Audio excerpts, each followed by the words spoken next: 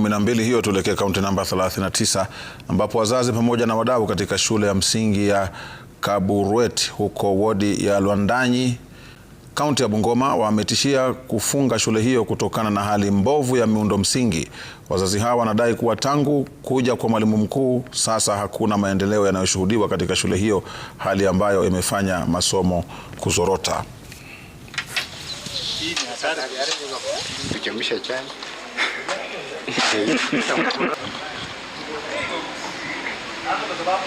Watoto wanajisaidia kwa fence.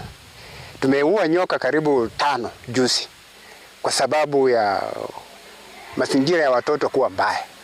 Vyoo hakuna kabisa, hakuna, maana watoto wanaenda nje na wanashare watoto wa kiume na wa kike. Ukiangalia darasa ya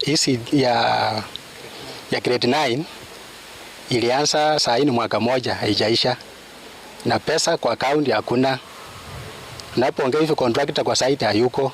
Tutaandika proposal mara ngapi ili shule ipate nafasi yake ya kawaida. Naomba hii shule watuletee mwalimu mkuu mwenye ataamusha hii shule.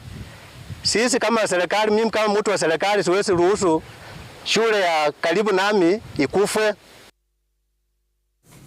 Tulikuwa tunazungumza masuala haya ya kujisaidia kwenye msitu.